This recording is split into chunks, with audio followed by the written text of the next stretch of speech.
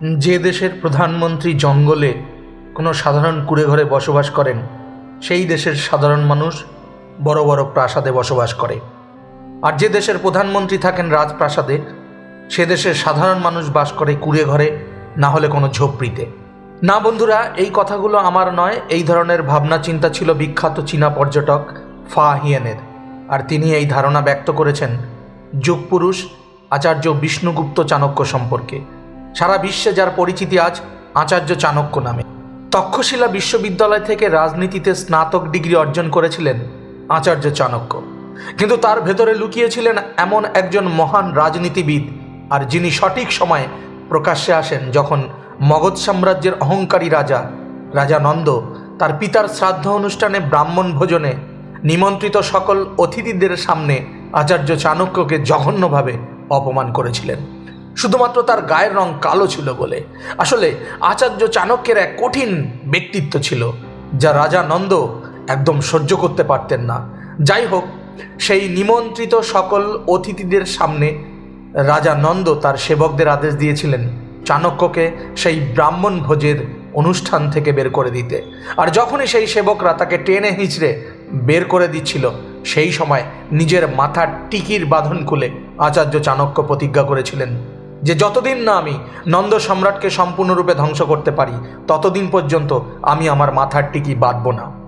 বন্ধুরা, মানুষের ব্যক্তিত্ব তার নিজস্ব এমন একটা আশ্চর্য গুণ, যার দ্বারা সে চাইলেই নিজেকে নায়ক বা খলনায়ক বানাতে পারে। ইতিহাসের পাতা উল্টে যদি আপনি সবচেয়ে উজ্জ্বল ব্যক্তিত্বের সন্ধান করেন, তাহলে আচার্য চাণক্যের নাম সবার ওপরে উঠে আসবে। এক দরিদ্র কুলীন পরিবারে জন্মগ্রহণকারী একটি বালক আচার্য বিষ্ণুগুপ্ত চাণক্য, সে তার অগাধ জ্ঞান ও প্রখর বুদ্ধিমত্তাকে কাজে লাগিয়ে তার প্রতিজ্ঞার, তার প্রতিশ্রুতির প্রতিশোধ স্বরূপ মগধের সম্রাট ধননন্দের সাম্রাজ্যকে বিনাশ করেছিলেন। চন্দ্রগুপ্ত ছিলেন এক রাখাল বালক, যিনি গরু ছাগল চড়াতেন, যাকে কিনা হিন্দু সম্রাট বানানো হয়েছিল। যিনি ছিলেন মৌর্য বংশের প্রতিষ্ঠাতা। রাজকীয় জ্যোতিষী ভবিষ্যৎবাণী করেছিলেন আচার্য চাণক্য সম্পর্কে।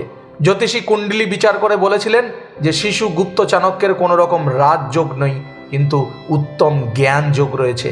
সত্যি বলতে বন্ধুরা, উজ্জ্বল ব্যক্তিত্বের এর চেয়ে ভালো উদাহরণ আপনি পৃথিবীতে আর দ্বিতীয় কোথাও খুঁজে পাবেন না। সম্ভাবনাকে সম্ভব করার নামই হচ্ছে চাণক্য। কেউ ঠিকই বলেছেন যে 100 জন চন্দ্রগুপ্ত তাদের সব জোর লাগিয়েও একজন চাণক্যের নির্মাণ করতে পারবেন না, কিন্তু একজন চাণক্য চাইলে 100 জন চন্দ্রগুপ্ত তৈরি করতে পারেন। আজ থেকে বহু বছর আগে চাণক্য চন্দ্রগুপ্ত মৌর্যের মহামন্ত্রী ছিলেন। আচার্য চাণক্যকে ভারতীয় রাজনীতি ও অর্থনীতির জনক বলা হয়ে থাকে। তক্ষশিলা বিশ্ববিদ্যালয়ে রাষ্ট্রবিজ্ঞানের অধ্যাপক আচার্য চাণক্য প্রতিশ্রুতি মতো নন্দ রাজবংশকে ধ্বংস করেছিলেন শুধুমাত্র নিজের জ্ঞান ও বুদ্ধি প্রয়োগ করে। যদিও আচার্য চাণক্যের মৃত্যু সম্পর্কে দুটি কাহিনী প্রচলিত আছে, তবে এর মধ্যে কোনটি সঠিক তা কেউ এখনো খুঁজে পায়নি। কিন্তু আজ আমি তার মৃত্যু নিয়ে নয়, বরং তার জীবনের সেই অমূল্য নীতি নিয়ে কথা বলতে চাই। আর এই নীতিগুলির সঠিক প্রয়োগে আপনিও চাণক্যের মতো নিজের জীবনকে সফল বানাতে পারেন। ভিডিও কিন্তু এখনও শুরুই হলো না বন্ধু, তাই স্কিপ করে ভিডিও দেখলে আপনি মিস করে যাবেন আচার্য চাণক্যের বেস্ট নীতির কোনো একটি। তাই অনুরোধ, দীর্ঘ হলেও ভিডিওটি সম্পূর্ণ দেখুন, কিছু তো নিয়ে যান আজকের আমার এই বেস্ট মূল্যবান ভিডিওটি থেকে। বন্ধুরা, আজকে আমি আপনাদের আচার্য চাণক্যের অনেক নীতির মধ্যে থেকে সবথেকে বেস্ট 3টি নীতি আমাদের বাস্তব জীবনে কিভাবে প্রয়োগ করবেন তার ব্যাখ্যা করব, একদম সহজ এবং সরল ভাষায়। আর আজকে এই ভিডিওর বেস্ট 3টি নীতির মধ্যে সবথেকে বেস্ট এবং প্রথম নীতিটি হচ্ছে education is the best friend. শিক্ষাই হচ্ছে শ্রেষ্ঠ বন্ধু। আচার্য চাণক্য শিক্ষার ব্যাপারে যথেষ্ট সচেতন ছিলেন। একবার ধননন্দের সভায় তিনি বলেছিলেন, আমার সম্পদ হচ্ছে আমার জ্ঞান। বাস্তবিক জীবনে যদি দেখেন, তাহলে এটা অস্বীকার করবার কোনো উপায় নেই যে শিক্ষাই আপনার প্রকৃত বন্ধু, শিক্ষাই আপনার শ্রেষ্ঠ সম্পদ। এ সম্পদ এমন সম্পদ যাকে কেউ হরণ করতে পারে না, যাকে কেউ ভাগ করতে পারে না, যাকে কেউ আপনার থেকে ছিনিয়ে নিতে পারে না, যার কোনো দিন চুরি হবে না। তাই শিক্ষা আপনার জীবনে এমন এক সম্পদ যা সব দিক থেকে সুরক্ষিত। তাই তো আচার্য চাণক্য শিক্ষাকে কামধনু আখ্যা দিয়েছেন। আপনার জীবনে টাকা পয়সা ধন দৌলত এরা হলো লক্ষ্মী। লক্ষ্মী চুরি হতে পারে, কিন্তু শিক্ষা মানে হচ্ছে বিদ্যা, আর বিদ্যার অধিষ্ঠিত দেবী হচ্ছেন সরস্বতী, আর সরস্বতীকে কখনো চুরি করা যায় না। এই সম্পর্কিত একটা ছোট্ট গল্প এই মুহূর্তে আমার মনে পড়ে যাচ্ছে বন্ধুরা, একটু আপনাদের সঙ্গে শেয়ার করছি। একবার কোনো একটি ব্যাংকে ডাকাতি হয়।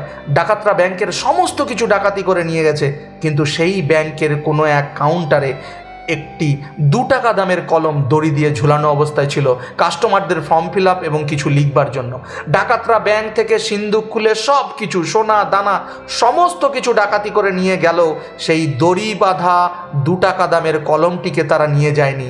পরবর্তীকালে সেই ব্যাংক ম্যানেজারকে এর কারণ জিজ্ঞাসা করলে তিনি সেই জ্ঞানের কথাটি বলেছিলেন। তিনি বলেছিলেন, ব্যাংকের টাকা পয়সা জিনিসপত্র সোনা দানা সমস্ত কিছু সম্পদের অধিষ্ঠিত দেবী হচ্ছেন দেবী লক্ষ্মী।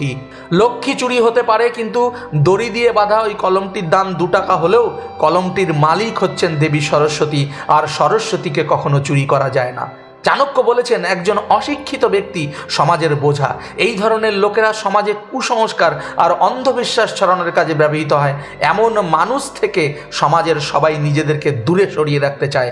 সৌন্দর্য ও যৌবনে আশীর্বাদ পুষ্ট কোনো ব্যক্তি সম্ভ্রান্ত পরিবারে জন্মগ্রহণ করেও শিক্ষার অভাবে তার অবস্থা হয় পলাশ ফুলের মতো। দেখতে তো খুবই সুন্দর, কিন্তু গন্ধহীন। তাই কোনো এক ব্যক্তি ঠিকই বলেছেন যে সময় থাকতে শিক্ষিত হও, পড়াশোনা করো। পড়াশোনা করে শিক্ষিত হওয়ার জন্য যদি তোমার ভিটে মাটি চটি সমস্ত কিছু বিক্রি করতে হয়, তাই বিক্রি করে দাও, তবুও তুমি পড়াশোনা করো। এমনকি যদি প্রয়োজন পড়ে তাহলে তোমার খাবার থালাটিও বিক্রি করে দিও। সেই থালার বদলে হাতের তালুতে রুটি রেখে তাতে খাবার নিয়ে খাবার খাও, তবু তুমি পড়াশোনা করো। কারণ এই পড়াশোনাই একমাত্র তোমাকে সাফল্য এনে দিতে পারবে।